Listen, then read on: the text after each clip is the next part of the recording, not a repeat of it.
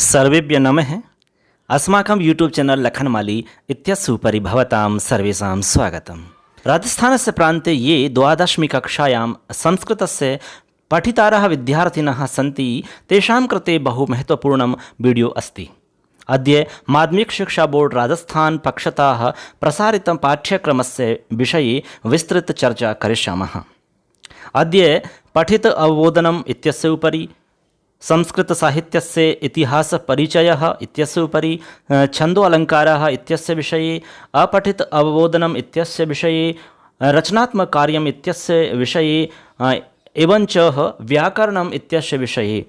तो नमस्कार दोस्तों, आज हम इन सब के बारे में चर्चा करेंगे। दोस्तों 12वीं कक्षा के जो विद्यार्थी जिनके पास संस्कृत विषय है, अब आपको बिल्कुल भी टेंशन लेने की आवश्यकता नहीं है। दोस्तों अभी माध्यमिक शिक्षा बोर्ड की तरफ से जो आपका पाठ्यक्रम जारी हुआ है, उस पाठ्यक्रम के बारे में आज पूरी जानकारी आपको हम यहाँ पर देंगे। दोस्तों इस बार आपका क्या पाठ्यक्रम होगा, कौन सी किताब होगी, किताब में क्या रहेगा मैटर, आपके कौन कौन से पाठ आपके आएंगे, कितने पाठ आपके चलने वाले हैं, साहित्य के अंदर आपका क्या मैटर आएगा, छंद अलंकार आपके कौन कौन से होंगे, अपठित अवबोधन में आपका क्या आता है, रचनात्मक कार्य में क्या आएगा आपका, और व्याकरण में कौन कौन से टॉपिक आएंगे, कैसे आएंगे, ये सब जानकारी आपको इस वीडियो में देंगे। दोस्तों बस फटाफट चैनल को सब्सक्राइब कर लो और वीडियो को पूरा देखना, अपने दोस्तों को सबको शेयर करना दोस्तों, क्योंकि इस चैनल पे हम कंप्लीट जानकारी आपको देते हैं। इससे पहले भी हमने सब कुछ आपको बहुत अच्छे से समझाया था दोस्तों, और आपकी जो नई किताब है शाश्वती द्वितीय भाग, वो भी हमने स्टार्ट कर दिया है दोस्तों, उसको भी आप अच्छे से देखते चलें। आज हम पूरी पाठ्यक्रम की जानकारी देंगे, कहीं भी आपको कोई भी डाउट नहीं रहेगा दोस्तों। पूरी हम कोशिश करेंगे कि आपके सभी प्रश्नों का जवाब इस वीडियो में मिल जाए। दोस्तों वीडियो थोड़ा लंबा हो सकता है, लेकिन इसमें बहुत ही महत्वपूर्ण जानकारी आप सबके लिए दोस्तों, जो भी संस्कृत के विद्यार्थी हैं 12वीं कक्षा के अंदर जिनके पास संस्कृत विषय है, बहुत ही महत्वपूर्ण वीडियो है दोस्तों। चलिए स्टार्ट कर लेते हैं। मैं आप सबका दोस्त लखनलाल माली। दोस्तों तो देखिए दोस्तों, यहां जैसे कि आपको स्क्रीन पर दिख रहा होगा, अभी हमने आपको बताया था कि पाठ्यक्रम की हम बात करने वाले हैं, पूरी जानकारी आपको पाठ्यक्रम की मिलने वाली है। तो देखिए हम आपको बहुत ही आसान तरीका से एकदम एक एक टॉपिक को आपको समझा करके यहां पर बताएंगे। वीडियो थोड़ा लंबा हो सकता है, धैर्य बनाए रखें दोस्तों, पूरी जानकारी आपको दी जाएगी और बहुत अच्छे से आपको यह सब कुछ बताया जाएगा। कोई भी प्रश्न आपका नहीं रहेगा, और रहता है तो हमें जरूर आप कमेंट करें, बहुत आसान तरीका से आपको उसका जवाब दिया जाएगा। तो चलिए जैसे कि आपको यहां पर दिख रहा होगा दोस्तों, देखिए माध्यमिक शिक्षा बोर्ड राजस्थान पाठ्यक्रम परीक्षा 2022 आपका जो पाठ्यक्रम है, हम संस्कृत विषय की बात कर रहे हैं। संस्कृतम विषय कोड आपका 12 है और कक्षा आपकी 12वीं है, ठीक है। अब देखो यहां पर देखिए, इस विषय की परीक्षा योजना निम्न अनुसार है। हम संस्कृत विषय की बात कर रहे हैं, इसमें क्या आपका सिस्टम रहेगा पूरा का पूरा इसमें बताया जाएगा। आपका जो प्रश्न पत्र है दोस्तों, जो आपका पेपर होगा 2022 में, वो आपका जो समय है उस समय की बात करें तो 3.25 घंटे का आपका पेपर होगा, ठीक। और प्रश्न पत्र के लिए जो अंक निर्धारित किए गए हैं वो 80 अंक हैं, यानी 80 नंबर का आपका पेपर होगा, ठीक। और 20 नंबर जो हैं वो सत्रांक के भेजे जाएंगे, यानी कि स्कूल से आपके सत्रांक भेजे जाते हैं। आपके टेस्ट और जो अर्धवार्षिक एग्जाम होती है उसके आधार पर 20 नंबर आपके भेजे जाएंगे, और 80 नंबर का आपका पेपर बोर्ड के अंदर पेपर होगा। उस पेपर में से आप कितने नंबर लाते हैं, फिर उसके बाद में आपके कितने नंबर आएंगे, वो आपका 100 में से आपका स्कोर माना जाएगा। तो आप कितने नंबर 100 में से लेकर आते हैं दोस्तों, ये है आपका टोटल। तो 3.25 घंटे का पेपर होगा, 80 नंबर का बोर्ड का पेपर होगा, और 20 नंबर आपके सत्रांक के होंगे। ये तो एक सामान्य सी बात है। अब देखो आगे देखते हैं, एक प्रश्न पत्रम, यानी कि आपका जो प्रश्न पत्र होगा वो कैसा रहेगा, उसमें क्या क्या मैटर आएगा, एक एक बिंदु को हम बताएंगे जिससे आपको बहुत आसान तरीका से समझ में आ जाए। जैसे सबसे पहले आप देख रहे हैं लिखा हुआ है एक प्रश्न पत्रम, ठीक, और यहां लिखा हुआ है पूर्णांक 80, पूर्णांक आपका 80 है। अवधि लिखी हुई है सपाद होरा त्रयम, यानी कि सपाद का मतलब सवा होता है, होरा यानी घंटा होता है, त्रयम यानी 3 होता है, यानी 3.25 घंटे का आपका समय रहता है। अब इसके अंदर क्या क्या आपका आने वाला है दोस्तों, इसमें आपके 6 चीजें आएंगी। कितनी? 6। अब वो 6 चीज कौन कौन सी हैं और कितने नंबर का उसमें मैटर आएगा, वो सब इसमें डिवाइड किया हुआ है। जैसे हम आपको बता रहे हैं अधिगम क्षेत्र क्या है आपका, और अंक उसके कितने निर्धारित हैं। आप एक एक को अच्छे से सुनते रहना और देखते रहना, पूरा वीडियो जरूर देखना। देखो सबसे पहले आपका एक टॉपिक आएगा पठित अवबोधनम, जैसे आप देख रहे होंगे यहाँ पर लिखा हुआ है पठित अवबोधनम, और ये आपका 30 नंबर का मैटर है दोस्तों। कितने नंबर का है? 30 नंबर का। अब पठित अवबोधन में आपका आएगा क्या, ये भी हम आपको क्लियर कर देते हैं। पठित अवबोधन के अंदर दोस्तों आपकी जो बुक है, नई वाली किताब है, वो पूरी की पूरी किताब आपकी आएगी। यानी कि किताब के अंदर जो भी आपका मैटर है यानी किताब में आपके 14 पार्ट हैं टोटल। कितने पार्ट हैं इस बार? 14। अब ये 14 पार्ट आपके पूरे के पूरे आने हैं पठित अवबोधन में, ठीक है। यानी पाठ के पीछे जितने भी आपके प्रश्न हैं और भी जो भी आपका मैटर दिया हुआ है उसमें से आपका किसी भी प्रकार से प्रश्न आपसे पूछा जा सकता है। ये मैटर आपका 30 नंबर का होगा। ये आपका कहलाता है पठित अवबोधन। यानी अवबोधन का मतलब होता है आपको कितना समझ में आया, आपको कितना उसका बोध हुआ। कहां से? पठित मैटर से। तो पठित मैटर हमारा क्या है? हमारी किताब है, तो हमारी जो पाठ्य पुस्तक है जिसका नाम है शाश्वती द्वितीय भाग है। तो शाश्वती द्वितीय भाग है, आपकी 14 पाठ हैं। पाठों की बिल्कुल टेंशन ना करें, हमने स्टार्ट कर दिया है। तो आपका पहला पार्ट हो चुका है, दूसरा पार्ट आपका स्टार्ट हो रहा है। बहुत जल्दी से एक वीडियो हमने डाल दिया है और नेक्स्ट वीडियो आपको बहुत जल्दी मिल जाएगा, ठीक है। तो अब देखिए यहाँ पठित अवबोधन आप समझ गए होंगे भाई, इसमें पाठ आपके आएंगे सारे के सारे। तो आपकी किताब के जो पाठ हैं वो 30 नंबर के आएंगे, ऐसे आपको समझ लेना है, ठीक है ना। अब आगे देखो 2 नंबर पे, 2 नंबर पे लिखा हुआ है संस्कृत साहित्य से इतिहास परिचय, यानी इतिहास से परिचय, संस्कृत साहित्य के इतिहास का परिचय। ये जो मैटर आएगा दोस्तों ये आपका 10 नंबर का होगा। कितने नंबर का होगा? 10 नंबर का। अब इसमें आप सोच रहे होंगे कि भाई कैसे प्रश्न आएंगे, चलो वो भी बता देते हैं आपको, बिल्कुल टेंशन लेने की आवश्यकता नहीं है। संस्कृत साहित्य के इतिहास का केवल परिचय आपसे पूछा जाएगा। अब इसमें आपसे छोटे छोटे प्रश्न आपसे पूछे जाएंगे, लघुत्रात्मक अति लघुत्रात्मक से बड़ा प्रश्न इसमें नहीं आएगा। तो इसमें छोटे छोटे प्रश्न आपसे पूछे जाएंगे। तो दोस्तों इसकी आपको अच्छे से तैयारी करनी है, संस्कृत साहित्य का इतिहास आपको पढ़ना है। अब इसके अंदर भी एक तो लौकिक होता है आपका और एक आपका वैदिक होता है, यानी वैदिक साहित्य भी है और लौकिक साहित्य भी है। तो दोनों के बारे में आपको सामान्य जानकारी आपको होनी चाहिए दोस्तों। तो दोनों के बारे में आपको सामान्य जानकारी होनी चाहिए, क्योंकि उन्हीं से संबंधित आपके प्रश्न आने वाले हैं, जो कि आपका 10 नंबर का मैटर होगा दोस्तों। आपको हम इस साहित्य का आपको मैटर उपलब्ध करवा देंगे पीडीएफ में, यानी कि आपको पीडीएफ नोट्स हम उपलब्ध करवा देंगे दोस्तों, ठीक है। पीडीएफ नोट्स आपको हम उपलब्ध करवा देंगे। छोटे छोटे प्रश्न उत्तर हमने बनाए हैं, एक एक लाइन वाले। तो आप वो पीडीएफ नोट्स जिसको भी चाहिए हमें कमेंट कर देना, वो आपको मिल जाएंगे नोट्स। बिल्कुल अच्छे से, बहुत अच्छे से आपको नोट्स हमने तैयार किए हैं दोस्तों, आपको मिल जाएगा। सारा मैटर आपको मिलता रहेगा। चैनल को सब्सक्राइब जरूर कर लो बस आप तो, ठीक है। तो ये हो गया हमारा 2 नंबर तक, कोई दिक्कत नहीं है आपका। अब देखो तीसरे नंबर पे है छंदो अलंकार, हाँ, यानी छंद और अलंकार। अब इसमें 2 चीज हैं दोस्तों, एक तो आपके छंद हैं 5 नंबर के और अलंकार हैं 5 नंबर के। तो दोनों को एक साथ लिख दिया है, तो इसलिए हो गया आपका छंदो अलंकार। तो इसमें छंद आएंगे और अलंकार आएंगे। तो 5-5 नंबर का मैटर है। अब इसमें कौन से अलंकार होंगे, कौन से छंद होंगे, अभी आगे आपको बताएंगे, ठीक है। उनका नाम भी बताएंगे, उन्हीं में से आपको तैयार करना है। तो छंद और अलंकार के पीडीएफ नोट्स हम आपको उपलब्ध करवा देंगे। इसके अलावा वीडियो भी उपलब्ध करवा देंगे, जिसमें बहुत आसान तरीका से आपको समझ में आ सकता है। एकदम ट्रिक्स के माध्यम से आपको समझाया गया है। और पीडीएफ नोट्स आप चाहते हो तो हमें कमेंट करना, आपको पीडीएफ नोट्स भी मिल जाएंगे दोस्तों। हम आपको स्क्रीन पर हमारा ये व्हाट्सएप नंबर भी आपको यहाँ पर फ्लैश कर देंगे, उस पर आप हमें मैसेज करना, उसमें अपना नाम बताना, स्कूल का नाम बताना और अपने जिले का नाम बताना। आपको कौन से नोट्स चाहिए वो आपको हम उपलब्ध करवा देंगे। सब फ्री है दोस्तों, टेंशन फ्री रहें, ठीक है। तो छंद अलंकार हो जाते हैं आपके। इसके बाद में आपका 4 नंबर पे है अपठित अवबोधनम। अपठित अवबोधन में आपका क्या आता है? 8 नंबर का मैटर होगा।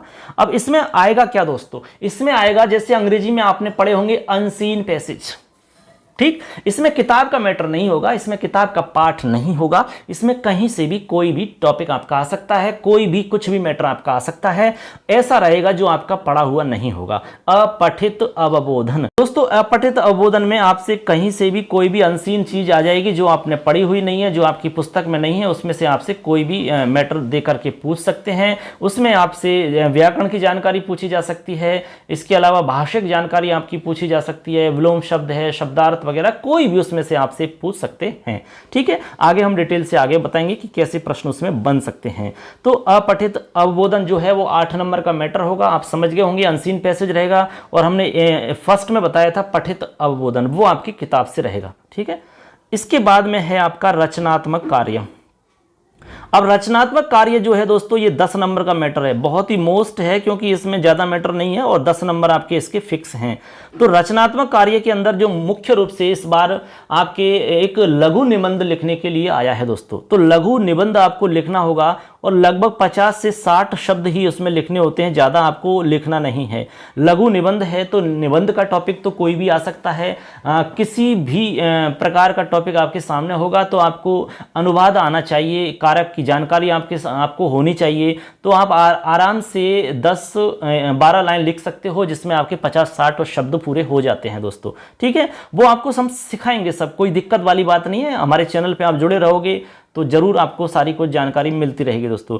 तो इसमें आपका एक तो हो गया लघु निबंध आपको लिखना होगा 5 नंबर का, इसके अलावा आपको अनुवाद करना होगा 5 नंबर का। बस यही रचनात्मक कार्य में 2 चीज आपके आने वाली हैं। ठीक है ना, पहले कुछ अलग चीज आती थी लेकिन इस बार आपके 2 चीज हैं, 5-5 नंबर की हैं। साफ सुथरा काम है एकदम। आपको 5 नंबर का तो अनुवाद कार्य तैयार करना है और 5 नंबर का आपको क्या करना है, बताइए। तो 5 नंबर में आपको लघु निबंध आपको लिखना है दोस्तों, 50 से 60 शब्दों के अंदर।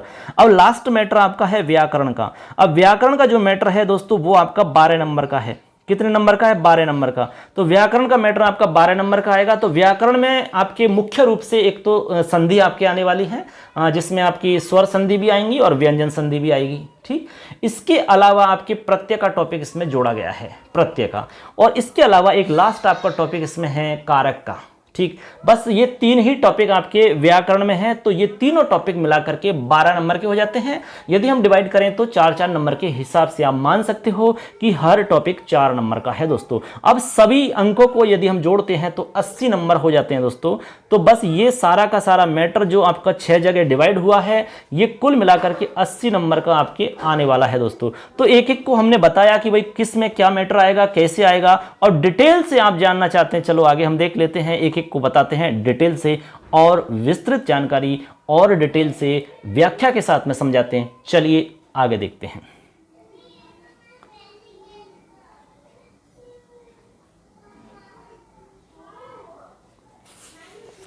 अब दोस्तों हम एक एक बिंदु को ले रहे हैं। सबसे पहले जैसे हम बात कर रहे हैं अपठित अवबोधन। अब अपठित अवबोधन जो है इसमें आएगा क्या, हमने बता दिया कि भाई किताब से मैटर आएगा, आपके जितने भी पाठ हैं उनसे मैटर आएगा, लेकिन आएगा कैसे, उसमें कौन कौन से प्रश्न बन सकते हैं, चलिए यहां डिटेल से दिया हुआ है। सबसे पहले यहां पर 1 नंबर में दे रखा है अंशत्रयम, यानी इसमें 3 अंश होंगे। कितने, 3 अंश होंगे। अब देखो, एक है गद्यांश है, एक तो गद्यांश, एक है पद्यांश है, एक पद्यांश, एक है नाट्यांश, एक नाट्यांश। तो ये 4-4 नंबर के हिसाब से 12 नंबर के हो जाते हैं। ठीक है, बात को अच्छे से समझ गए होंगे आप। यानी कि एक तो गद्यांश से संबंधित आएगा, एक आपका पद्यांश से संबंधित होगा, एक आपका नाट्यांश से संबंधित होगा। ठीक है, होगा आपकी किताब से, बाहर से आपका आएगा नहीं। तो ये 4-4 नंबर के हिसाब से 12 नंबर हो जाते हैं। अब देखो यहां पर प्रश्न वैविध्यम, यानी प्रश्नों की विविधता किस प्रकार से होगी। देखो यहां पर एक तो आएगा एक पदेन उत्तरम, यानी एक जो प्रश्न होगा वो तो होगा आपका एक पद में उत्तर देना है। प्रश्न द्वयम, आपको 2 प्रश्न इस प्रकार के करने होंगे, यानी आपके सामने 2 प्रश्न ऐसे आएंगे जिसमें आपको एक पद में उत्तर देने के लिए कहा जाएगा। ठीक है, अब ये जो प्रश्न होंगे ये आधे आधे नंबर के होंगे तो 1 नंबर हो जाता है। ऐसे आपका दूसरा है पूर्ण वाक्येन उत्तरम, एक प्रश्न होगा आपका जिसमें पूर्ण वाक्य में उत्तर देना होगा जो 1 नंबर का होगा। ठीक है, ये तो हम बता रहे हैं आपको, बाकी इसमें कोई ज्यादा खास बात नहीं है। इसके बाद में आपका एक रहता है भाषिक कार्य। इसमें भाषिक कार्य में व्याकरण से संबंधित प्रश्न आपके पूछे जाते हैं। तो ऐसे जो सवाल होंगे वो आपके 4 होंगे। कितने, 4, और एक प्रश्न आधे नंबर का होगा तो आपके 4 प्रश्न हो जाते हैं 2 नंबर के। तो ऐसे करके आपके 4 प्रश्न 2 नंबर के हो जाते हैं। देखो इसमें किस प्रकार से प्रश्न पूछ सकते हैं बच्चों, एक तो पूछ सकते हैं विशेषण विशेष्य का। अब विशेषण विशेष्य क्या होता है ये तो बाद में बताएंगे आपको, केवल हम सिलेबस की चर्चा कर रहे हैं तो सिलेबस पे हम रहेंगे। इसके बाद में एक आएगा कर्तृ क्रियापद चयनम, कर्तृ और क्रियापद यानी कर्ता और क्रिया का आपको चयन करना है। कोई वाक्य दे देंगे उसमें आपसे कहेंगे कि भाई इसमें कर्ता बताइए या क्रिया बताइए। इसके बाद में एक आएगा सर्वनाम संज्ञा प्रयोग है, इसमें आपको सर्वनाम और संज्ञा का प्रयोग करवाएंगे। जैसे कोई वाक्य दे दिया जिसमें कहेंगे कि भाई इसमें संज्ञा शब्द के स्थान पर सर्वनाम का प्रयोग करो या सर्वनाम को हटा करके संज्ञा शब्द का प्रयोग करो। इसके बाद में एक आ सकता है पर्याय विलोम पद चयनम, यानी पर्यायवाची आपसे पूछ सकते हैं या विलोम शब्द आपसे पूछ सकते हैं। इस प्रकार के आपके ये प्रश्न आएंगे। ये आपका हो गया एक तरीका, ठीक है। तो इस प्रकार के आपके प्रश्न आपसे पूछे जाएंगे। इसके अलावा दूसरी बात, ठीक है, यानी हम पठित अवबोधन की बात कर रहे हैं। इसके बाद में 2 नंबर पे है पाठ प्रसंगानुसारम शब्दार्थ लेखनम, यानी इसमें आपके शब्दार्थ लिखने को भी आएंगे दोस्तों। यानी आपसे शब्दार्थ पूछे जाएंगे, कोई भी शब्द आपसे पूछ सकते हैं, उसका अर्थ लिखने के लिए कहा जाएगा। ऐसे आपके सामने 6 शब्द आएंगे टोटल। कितने? 6 शब्द। अब एक जो शब्द है वो आधे नंबर का होगा तो 3 नंबर का मैटर आएगा इस प्रकार का। लेकिन इसमें अर्थ लिखने के साथ साथ आपको उसका प्रसंग भी लिखना होगा कि आपका ये जो शब्द है किस पाठ से लिया गया है, ठीक है, किससे संबंधित है, वो आपको प्रसंग भी बताना होगा। प्रसंग कैसे लिखेंगे वो हम आपको बाद में बताएंगे, एक एक बिंदु को अलग से हम वीडियो बना के बता देंगे। लेकिन फिलहाल में आपको समझना है कि पाठ प्रसंग के अनुसार आपको शब्दार्थ लिखने को आएगा। 3 नंबर का मैटर है, 6 शब्द आपको आएंगे।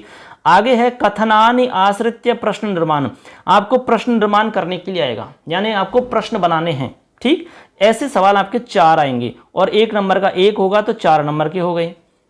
प्रश्न निर्माण का टॉपिक तो पहले भी आता था और इस बार भी जोड़ दिया, तो कोई खास बात नहीं है। कैसे बनाते हैं प्रश्न निर्माण, हमारा वीडियो बना हुआ है, आपको हम लिंक डिस्क्रिप्शन में दे देंगे, वहां से आप देख सकते हैं। अगला है आपका भावार्थ लेखनम, इसमें आपको भावार्थ लिखना होगा। 2 वाक्यो पद्यांशयो वा, यानी 2 वाक्यों का या पद्यांशों का आपको भावार्थ लिखना है। 1.5 नंबर का 1 मैटर है तो 3 नंबर का टोटल हो जाता है। अब भावार्थ आप समझ गए होंगे भाई, एक तो होता है अर्थ और एक होता है भावार्थ, दोनों में अंतर है दोस्तों।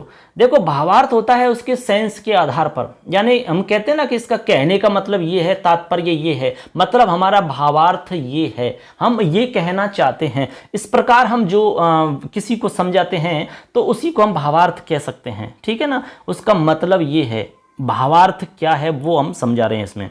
तो भावार्थ आप कैसे लिखेंगे वो हम आपको बता देंगे बाद में। आगे है अन्वय लेखनम, आपको अन्वय लिखना होगा एक किसी भी श्लोक या पद्य का, ठीक है। ये आपको 2 नंबर का आएगा एक अन्वय। तो अन्वय कैसे लिखते हैं ये भी हम बता देंगे, हालांकि हमने ऑलरेडी इसके ऊपर वीडियो बनाया हुआ है, उसका लिंक आपको यहाँ पर आई बटन पे मिल जाएगा, उसमें आप देख सकते हैं, डिस्क्रिप्शन में भी मिल जाएगा, वहां से भी आप देख सकते हो। और बाद में आपको हम अलग से इसके ऊपर एक और वीडियो बना देंगे जिसमें आप अच्छे से समझ सकते हो, सीख सकते हो अन्वय कैसे लिखा जाएगा। इसके अलावा एक आएगा इसमें पाठ्य पुस्तक आधारित भाषिक कार्यम, पाठ्य पुस्तक पर आधारित भाषिक कार्य आपके 6 प्रश्न पूछे जाएंगे, ठीक है। अब इन 6 प्रश्नों में कैसे प्रश्न आपके पूछे जा सकते हैं, क्या मैटर होगा उसमें, क्या पूछा जाएगा आपको, हालांकि व्याकरण से संबंधित ही पूछे जाते हैं। अधिकतर सवाल भाषिक कार्य में जो पूछे जाएंगे वो व्याकरण पर आधारित होते हैं। अब कौन कौन से प्रश्न होंगे चलो उनको भी बता देते हैं कि आपके प्रश्न कैसे हो सकते हैं, चलो हम बताते हैं आपको।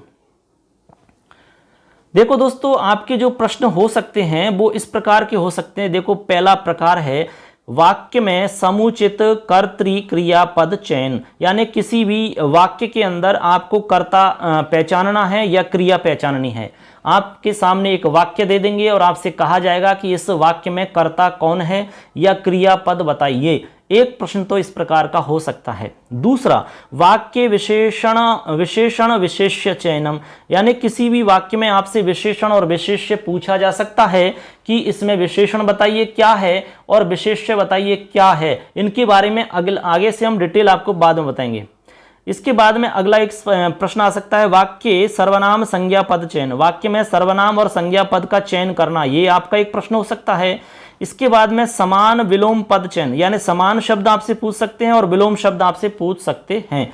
इसके अलावा पाठ है वाक्यम व कस्मात ग्रंथात गृहीत कस्याश्च लेखक है, यानी कि कोई भी पाठ है उसमें से आपको पूछा जा सकता है कि भाई किस ग्रंथ से लिया गया या इसका लेखक कौन है, या कोई वाक्य देकर के पूछ सकते हैं कि ये कहाँ से लिया गया है, उसका लेखक कौन है। ऐसा एक प्रश्न आपके सामने आ सकता है।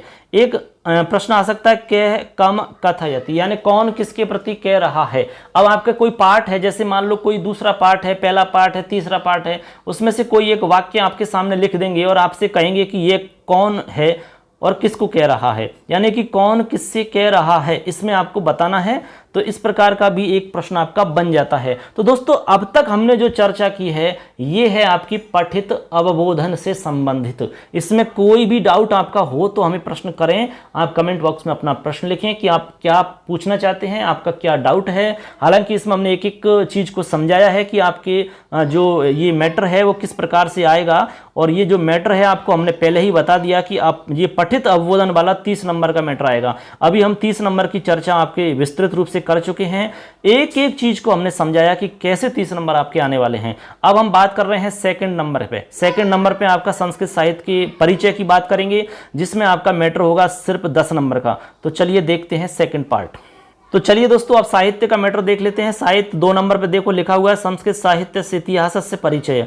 संस्कृत साहित्य के इतिहास के परिचय की बात है और 10 नंबर का आपका मैटर है। इसमें क्या आएगा 10 नंबर में, चलो वो देख लेते हैं सीधा सीधा। एक चीज तो आएगी आपकी प्राचीन संस्कृत साहित्य से इतिहास है, यानी प्राचीन संस्कृत साहित्य का इतिहास आएगा। अति लघुत्रात्मक प्रश्न होंगे जो कि 5 होंगे, 1 नंबर का 1 होगा तो 5 नंबर का मैटर आएगा ये, ठीक। अब इसमें आपके लिखा हुआ है कि प्राचीन संस्कृत साहित्य का इतिहास आएगा। अब इसमें क्या आएगा वो हम बाद में बताएंगे। इसके हम पीडीएफ नोट्स आपको उपलब्ध करवा देंगे, जिसको भी चाहिए हमारा जो नंबर है स्क्रीन पर दिख रहा होगा, इस पे हमें मैसेज करें, आपको नोट्स मिल जाएंगे, ठीक है। एक दूसरा टॉपिक है आधुनिक संस्कृत साहित्य से परिचय। इसका मैटर भी आपको मिल जाएगा, इसमें भी आपको 5 प्रश्न 5 नंबर के पूछे जाएंगे। ऐसे करके आपके 2 टॉपिक हो गए और 10 नंबर का मैटर हो जाता है। दोनों टॉपिक्स के आपको हम पीडीएफ नोट्स उपलब्ध करवा देंगे और वीडियो भी उपलब्ध करवा देंगे। दोनों चीज आपको हम उपलब्ध करवा देंगे। आप अच्छे से देखना, पूरा अच्छे से क्लियर उसको कर लेना और अपने सभी दोस्तों को शेयर करना दोस्तों, और चैनल को सब्सक्राइब कर लेना, क्योंकि इसमें पूरी तरीका से हम मेहनत कर रहे हैं आपके लिए, ठीक है। तो ये हमारा दूसरा टॉपिक हो जाता है संस्कृत साहित्य से इतिहास के बारे में, ठीक है। इसमें कोई दिक्कत नहीं है आपको। अब आगे चलते हैं।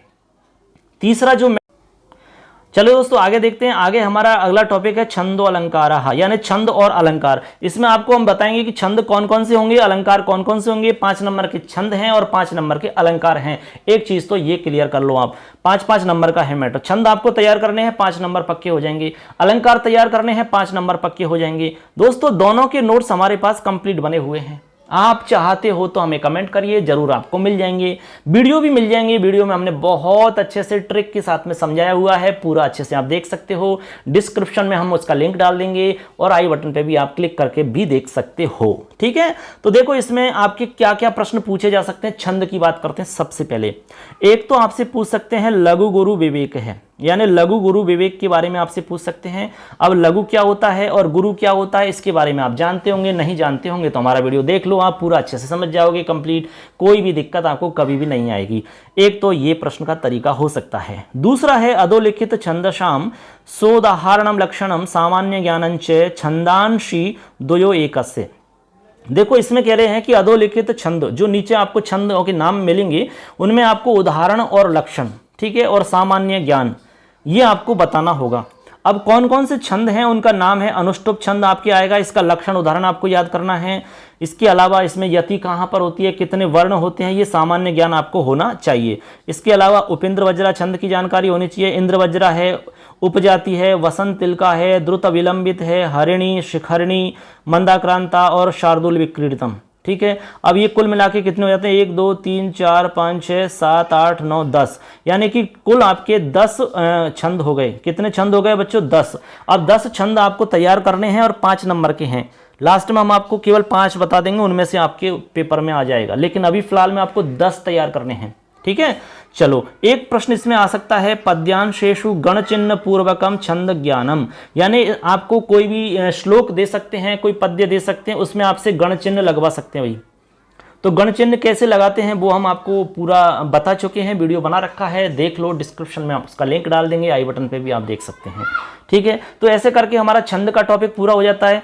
छंद में आपके 3 चीज आ सकती हैं, एक तो लघु गुरु और आपके छंदों के नाम 10 छंद हैं और एक गण चिन्ह आपसे लगवा सकते हैं। ऐसे करके 5 नंबर का मैटर पक्का हो जाता है आपका। इसी प्रकार आपके अलंकार हैं, तो अलंकार भी आपका 5 नंबर का है। अलंकार में क्या आता है चलो उसको भी बता देते हैं आपको।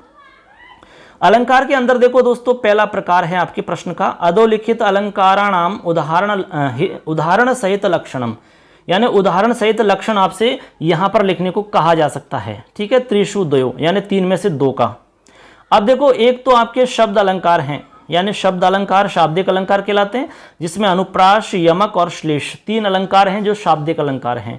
इसके अलावा अर्थ अलंकार आपके सामने हैं, जैसे कि उपमा है, रूपक है, उत्प्रेक्षा, अर्थांतर, अन्यास, अप्रस्तुत, प्रशंसा, दृष्टांत, दीपकम, अतिशयोक्ति ही।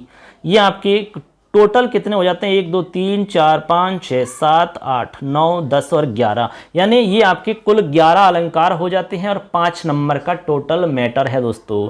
तो आपको सब याद करने हैं, अच्छे से तैयार करने हैं। हमने ट्रिक के साथ में समझाया हुआ है, बहुत अच्छे से समझा रखा है। आप वीडियो जरूर देख लेना दोस्तों हमारा, और फिर भी समझ में नहीं आता है तो हमें कमेंट करना, बहुत आसानी से और समझा देंगे आपको। एक प्रकार हो सकता है इसमें पद्यांशेषु अलंकारस्य नामोल्लेखम, यानी कोई भी पद्यांश आपके सामने दे करके आपसे पूछा जा सकता है कि इसमें कौन सा अलंकार है। कोई भी लाइन दे दी, कोई भी आपके सामने श्लोक आ गया, उसमें आपसे पूछ लेंगे कि बताओ इसमें कौन सा अलंकार है, ऐसे पूछ लेंगे। जैसे आपके सामने दे विद्यानाम नरस्य रूपमधिकम प्रच्छन्न गुप्तम धनम, ऐसे आपको दे दिया और पूछ लिया कि इसमें बताइए कौन सा अलंकार होगा, ऐसे सवाल पूछ सकते हैं।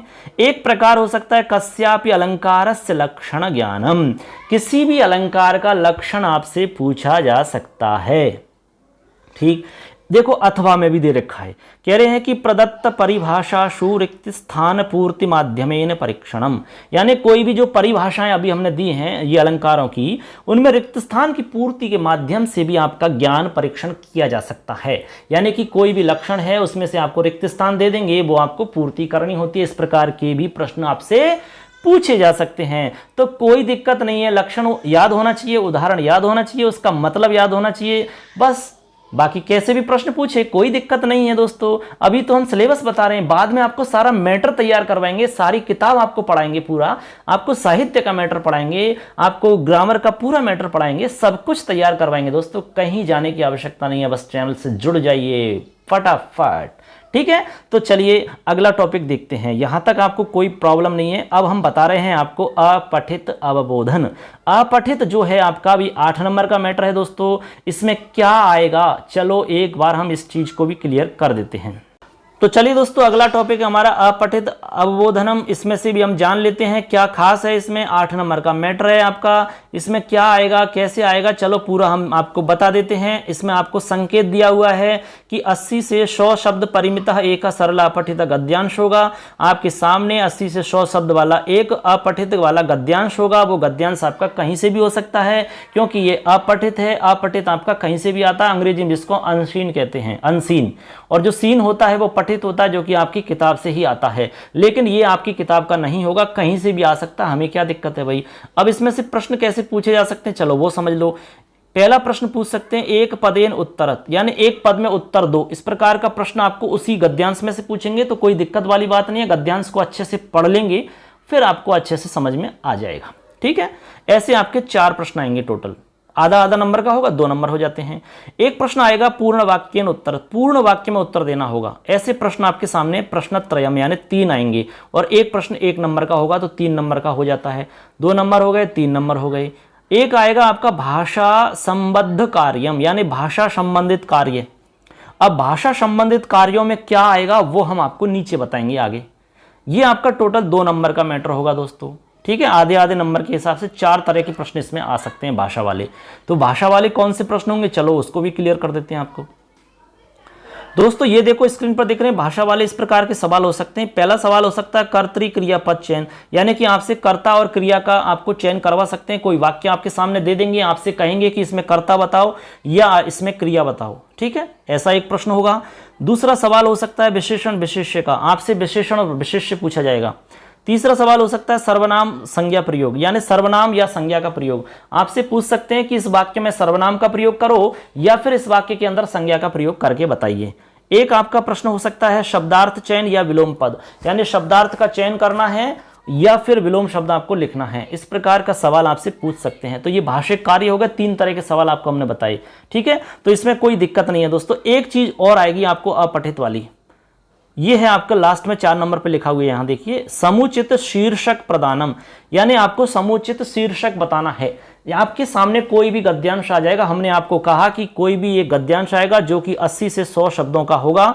अब उसका आपको समुचित शीर्षक बताना है कि इसका सही अच्छा उचित टाइटल क्या होगा। अब वो आप जब उसको पूरे को पढ़ोगे तो आपको समझ में आ जाएगा कि भाई इसका ये टाइटल हो सकता है, तो वही आपको लिख देना है, 1 नंबर पक्का हो जाएगा दोस्तों। तो ऐसे करके अभी हमने जान लिया कि अपठित जो आपका अवबोधन वाला टॉपिक है ये 8 नंबर का है, और 8 नंबर में कैसे कैसे सवाल आएंगे, किस प्रकार से आपको उत्तर लिखना होगा, ये हम आपको बता चुके हैं दोस्तों। पूरे सिलेबस की जानकारी दे रहे हैं, पूरे पाठ्यक्रम को अच्छे से समझा रहे हैं दोस्तों। कहीं कोई प्रॉब्लम नहीं होगी, कहीं जाने की आवश्यकता नहीं है, किसी से पूछने की आवश्यकता नहीं है, एकदम सरल आपको यहां पर सब कुछ बताया जा रहा है।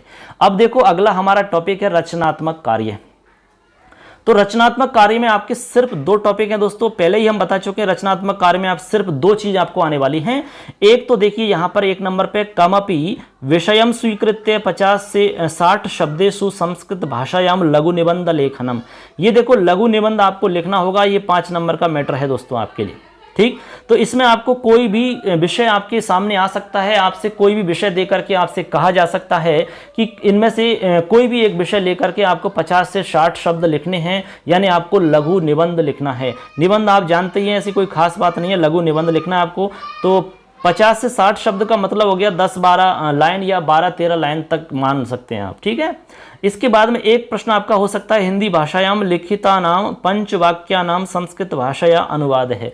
कुल मिला के आपको अनुवाद करना होगा 5 नंबर का। तो 5 नंबर का आपका अनुवाद आएगा, आपको संस्कृत से हिंदी में अनुवाद करवा सकते हैं या फिर हिंदी से संस्कृत में अनुवाद करवा सकते हैं।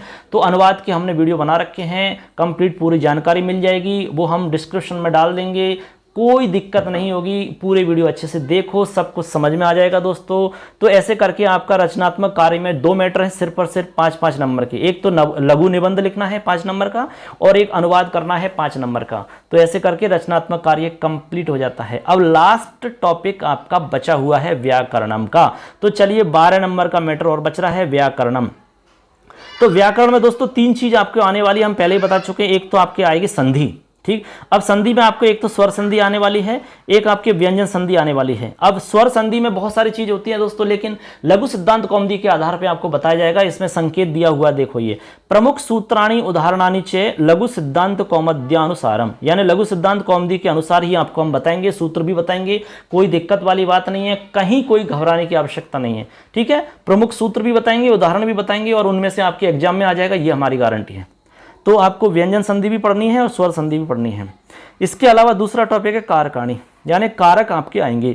उपपद विभक्ति नाम सूत्र सहितम ज्ञानम वाक्य प्रयोगाश्च, यानी कि आपको उपपद विभक्तियों का ज्ञान भी होना चाहिए, जैसे कि द्वितीय विभक्ति वाले कौन कौन से पद हैं, जैसे कि आपके बहुत सारे हमने पहले भी पढ़ाए थे, जिसमें द्वितीय विभक्ति के लिए जैसे प्रति का प्रयोग है, इसके अलावा साकम का प्रयोग है। ठीक है, या फिर तृतीय विभक्ति के बहुत सारे पद हैं, चतुर्थी के बहुत सारे पद हैं, उनके अलग अलग सूत्र हैं।